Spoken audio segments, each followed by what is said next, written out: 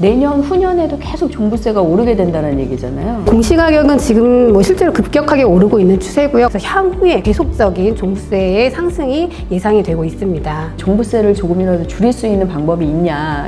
나 통해서 분산 고려를 해볼 수가 있겠는데요. 네, 안녕하세요. NH투자증권 김규정입니다. 오늘은 부동산과 세금 얘기를 좀 해보려고 하는데요. 부동산에 있어서 세금만큼 중요한 것도 없죠. 특히 요즘에 주택을 보유할 때 내는 세금, 종합부동산세, 줄여서 종부세에 대해서 관심이 많으신데 종부세가 워낙 많이 오르다 보니까 주택 보유나 매각 의사결정에 상당한 영향을 미치고 있습니다. 오늘은 종부세에 대해서 이모저모 좀 짚어보도록 할게요. 같이 말씀 나눠주시기 위해서 NH투자증권의 이정목 세무사 나와주셨습니다. 안녕하세요. 안녕하십니까. 네, 반갑습니다. 일단 종부세가 뭔지 간단히 좀 짚어볼까요? 아시는 분들도 많지만 집을 갖고 있을 때 내는 세금이다 정도 아시는 분들도 있어서 간단히 핵심만 좀 짚어주세요. 네, 종부세는 과세 기준일인 6월 1일 현재에 주택이나 토지를 보유하신 분들이 내시는 세금인데요. 주택 같은 경우에는 6월 1일 개인이 국내에 소유한 주택의 공시가격의 합계가 공제 금액을 초과하는 경우에 과세 대상이 되는 세금입니다. 1세대 1주택자의 경우에는 공시 금액이 9억을 초과하는 경우, 다주택자의 경우에는 공시금액의 합계액이 6억을 초과하는 경우에 과세 대상이 되십니다. 종부세는 12월 달에 일반적으로 고지서가 나오는데요. 그 고지서를 받으시면 12월 15일까지 납부를 하시면 되고요. 특징은 관련 물건에 대한 부채를 감안하지 않는다는 점, 그리고 보유세임에도 불구하고 일할 계산하지 않고 과세 기준일인 6월 1일 현재 보유 현황에 따라서 세금 전체를 부담해야 된다는 점이 특징이라고 할 수 있습니다. 그러니까 요약하면 무조건 6월 1일 기준으로 4명의로 되어 있는 국내 집의 공시가격이 6억을 초과하면 다주택자의 경우 종부세를 내게 된다는 거네요. 그러면 아무래도 고가 다주택자 보유자들이 요즘 불안할 수밖에 없는데 내년 후년에도 계속 종부세가 오르게 된다는 얘기잖아요. 만약에 지금 시장 상황에 따라서 공시가격이 추가적으로 인상이 되지 않는다고 하더라도 공정시장가액 비율이 내년에 5%, 또 내후년에 또 5%, 총 100%까지 이제 오를 예정이기 때문에 종부세는 향후에도 계속 상승이 예정되고 있습니다. 특히 이제 제일 핵심이 되는 게 그 과세 표준이 되는 주택 공시가격이 오른다라는 거잖아요. 네. 주택 공시가격 현실화율이 올해 70%까지 올라갔어요, 드디어. 그리고 강남권 같은 고가 지역 같은 경우에는 80%까지 올해 올려서 발표가 됐는데 도대체 올해 서울의 공시가격 얼마나 올랐고 실제 세금은 그럼 얼마나 오른 건지 좀 설명해 주실래요? 공시가격은 지금 실제로 급격하게 오르고 있는 추세고요. 강남의 고가 아파트 같은 경우에는 실제로 내년이면 거의 100%에 달할 정도로 오를 것으로 예상이 되는데요. 공시가격이 오르면 과표가 오르기 때문에 세율도 따라서 올라가는 구조고요. 그래서 향후에 계속적인 종부세의 상승이 예상이 되고 있습니다. 종부세가 계속 오르다 보니까 이제 매년 이 집을 팔아야 될까 갖고 가야 될까 고민하실 수밖에 없는데 그러다 보니 오늘 제일 궁금한 건 종부세를 조금이라도 줄일 수 있는 방법이 있냐, 절세 전략일 것 같아요. 기본적으로 어떤 원칙을 조금 체크해보면 종부세를 조금이라도 줄일 수 있을까요? 종부세 상승은 이미 기정사실화되어 있고요. 관련된 부분에 대해서도 과세 기준일을 넘어버리면 다른 방법은 없는 걸로 보여집니다. 다만 정부에서는 국민의 주거 안정을 위해서 장기 임대주택자를 위해서 혜택을 제공하고 있는데 내가 당장 내 물건을 양도할 게 아니라고 하면 합산 배제 대상에 해당하는 장기 임대 사업자가 될 수 있는지를 적극적으로 검토를 해보시고 장기 임대 사업자로 해서 합산 배제를 하시는 것을 추천을 드리고요. 그리고 종부세는 인별로 합산을 해서 그거에 따라서 누진세율로 커지는 세금이기 때문에 증여나 법인 전환, 법인 설립을 통해서 분산 고려를 해볼 수가 있겠는데요. 증여를 하시거나 법인 전환을 하시는 경우에는 증여세나 양도소득세, 또 취득세 등 추가적인 세 부담이 발생하는 만큼 좀 더 장기적인 플랜을 가지고 총 부담 세액을 고려를 해서 의사결정을 하셔야겠습니다. 마지막으로는 지금 이렇게 종부세가 향후 1년, 2년 계속적으로 상승되는 상황이라고 한다면 이 양도 차익이나 투자 가치가 낮은 물건에 대해서 내가 이것을 계속 가지고 갈 것인가, 버릴 것인가, 빠른 의사결정이 절세에 도움이 도움이 되실 텐데요. 일단은 뭐 올해 같은 경우에는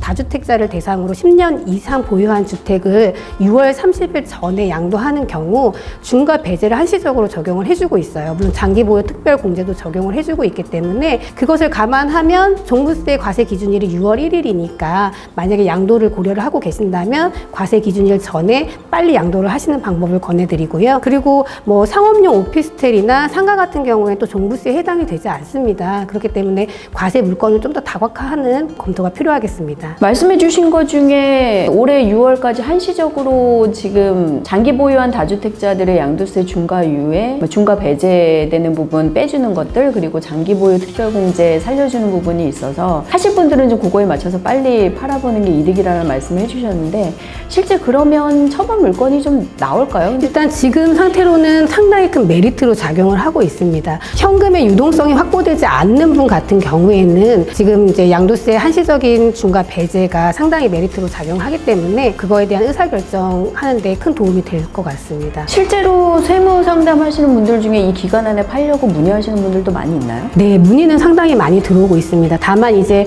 그 물건에 대해서 향후 투자 가치를 고려했을 때 단지 양도소득세나 보유세 때문에 처분을 하시기를 좀 두려워하시는 경우들이 있는데요. 그것 때문에 뭐 다른 방향으로 부담부 증여라든지 뭐 이런 방향으로도 고려를 많이 하고 계신 걸로 보여지고 있습니다. 그러면 말씀하신 것 중에 조금 궁금한 게 이제 법인을 통한 절세 전략이 있어요. 근데 실제 저희한테도 상담이 굉장히 많잖아요. 법인세율이 고가의 양도소득세율보다는 낮다 보니까 법인화를 하면 어떠냐라는 상담 꽤 많은데 실제 이게 효율적인 절세 전략이 될 수 있나요? 소득세하고 법인세만 비교를 해보자면 소득세는 뭐 최고 세율이 42%까지 올라가는데 비해서 그렇죠. 하죠. 네. 근데 법인세는 뭐 10%에서 25%까지이기 때문에 세율만 본다면 법인으로 전환을 하시는 게 유리한 것은 맞습니다. 다만 이제 개인이 보유하고 있는 재산을 가지고 법인으로 전환을 하시거나 법인을 설립해서 그 재산을 법인으로 이제 현물 출자를 하시는 경우에도 양도소득세 이슈가 또 발생을 합니다. 추가적으로. 양도세를 내야 되는 네, 그렇습니다. 그리고 또 법인이 취득하는 과정에서 취득세 부분이 발생을 하기 때문에 전반적으로 추가적으로 발생하는 세금에 대한 고려가 필요하고요. 또 이렇게 법인에서 뭐 양도를 하고 양도 차익에 대한 부분을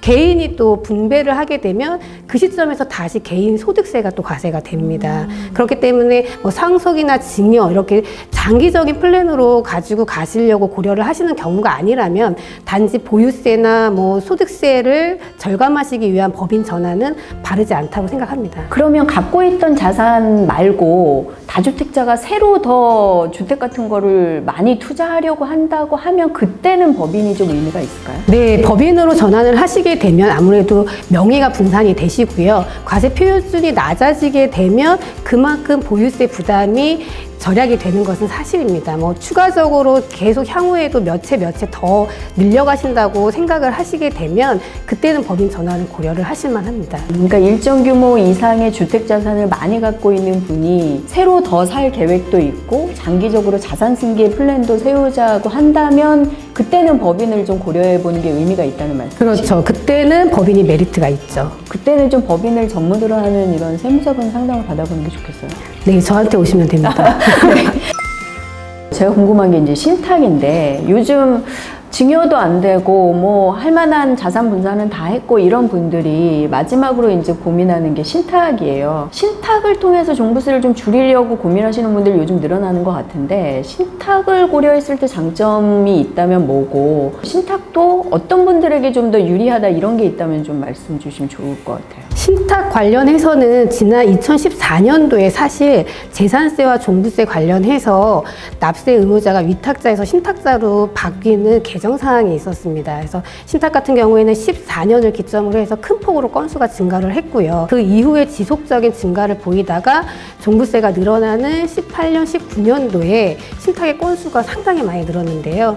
관련 표에서 답을 이미 말하고 있는 것 같아요. 사람이 몰리는 데는 다 그만한 이유가 있는 거거든요. 신탁 같은 경우에는 대내외적인 소유권이 완전히 이전되기 때문에 과세 대상 물건을 합산을 하지 않아서 명의분산의 효과가 있고요. 그리고 뭐 다른 명의분산의 뭐 증여나 법인 전환 같은 경우에는 증여세나 뭐 양도소득세, 취득세 이슈가 발생하는 반면에 신탁 같은 경우에는 신탁법에 따라서 등기가 되는 경우에 위탁자에서 신탁자한테 소유권이 이전될 때 취득세가 비과세됩니다. 그렇기 때문에 신탁이 관련해서 분명히 메리트가 있는 건 맞고요. 실제로 2019년도 국정감사에서 세 주택을 개인이 혼자 보유했을 때와 한 주택을 보유하고 두 주택을 신탁했을 때에 종부세의 부담률이 5분의 1로 경감된다라는 문제 지적이 있었습니다. 그래서 그 국정감사 이후에 오히려 신탁에 대한 관심이 더 급증을 했는데요. 그 이후에 지금 관련 국회의원께서 신탁 관련된 법안을 발의 준비 중에 있으시고 신탁 수수료 부분도 인상을 지금 예정 두고 있고요.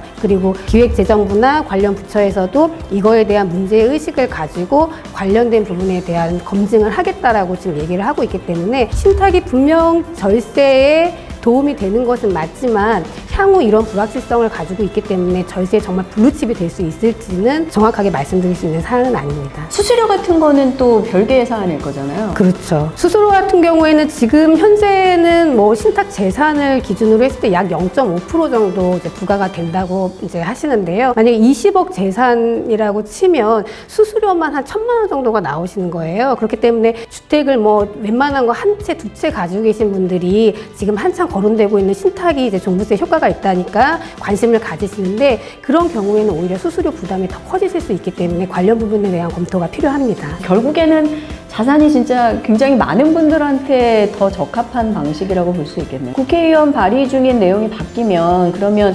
종부세 과세 대상자가 또 바뀐다거나 아니면 종부세에 관련된 현재 이런 이익들, 이점이 되는 부분들이 없어진다거나 그럴 수도 있다는 거네요. 재산세와 종부세에서 납세 의무자 개정을 하는 시기에 보유세에 대한 이런 문제들이 사실 거론이 됐었습니다. 이 부분에 대해서는 뭐 과세 납세 의무자를 다시 바꾸는 등의 개정 사항은 있을 것 같지는 않고요. 과거를 보면 그 부분에 대해서 예외 조항을 만들어서 입법화 시킨다든지 그렇게 종부세 관련해서 신탁을 이용하지 못하게끔 그런 부분에 대한 추가적인 입법이 오히려 더 유력하다고 볼 수 있습니다. 그 사안이 어떻게 바뀌는지 계속 좀 촉각을 곤두세우고 있어야 될 것 같아요.